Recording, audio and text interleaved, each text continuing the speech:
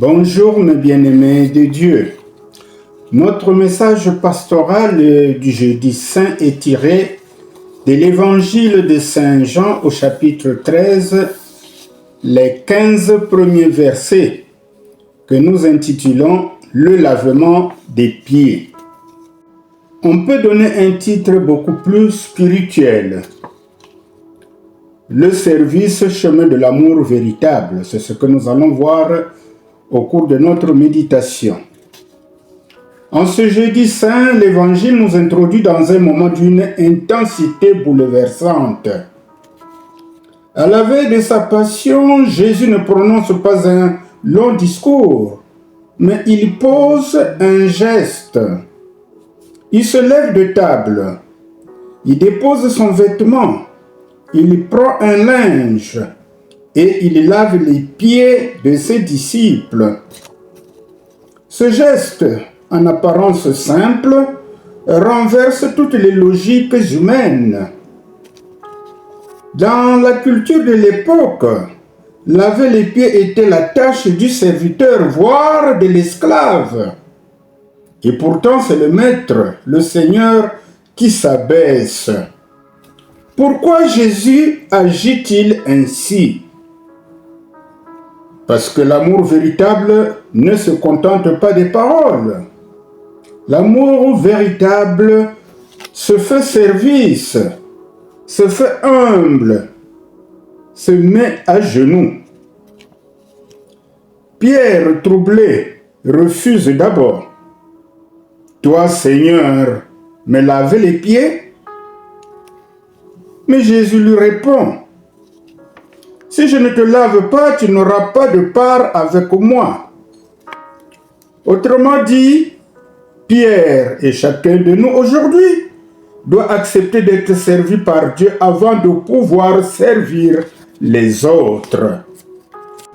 Alors il y a un renversement spirituel dans ce texte.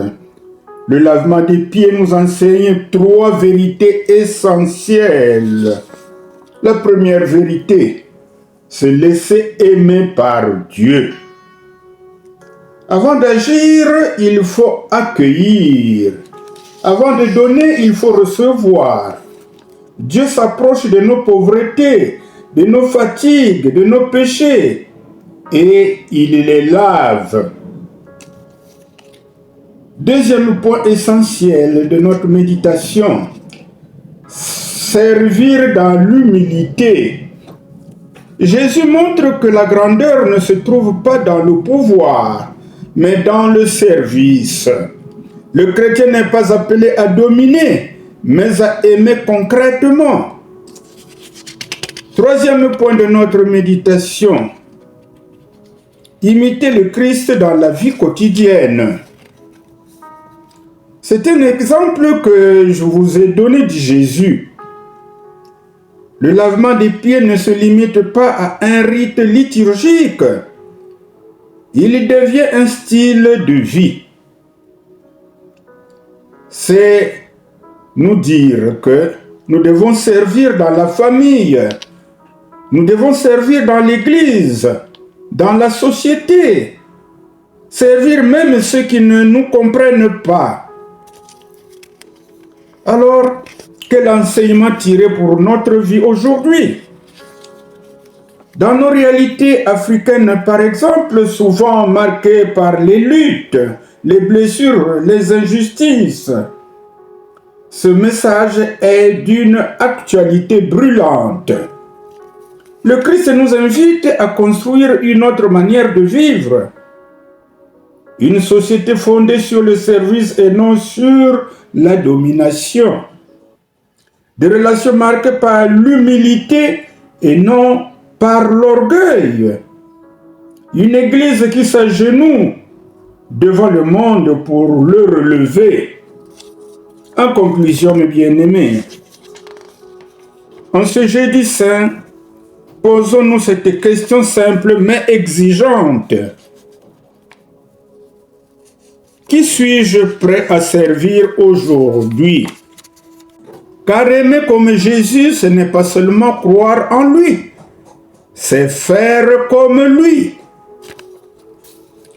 Alors une fois que nous avons essayé de méditer ce texte merveilleux, mais combien instructif, nous allons prier. Seigneur Jésus, toi qui t'es fait serviteur, apprends-nous à aimer comme toi. Donne-nous un cœur humble, capable de nous abaisser pour relever nos frères. Purifie nos regards pour que nous reconnaissons ta présence dans les plus petits et les plus oubliés. Apprends-nous à servir sans attendre en retour, à aimer sans condition et à donner sans calcul. Fais de nos vies un signe de ton amour. Amen. Que Dieu vous bénisse. Likez, partagez et abonnez-vous pour nous encourager à continuer de méditer la parole de Dieu tant que nous le pouvons.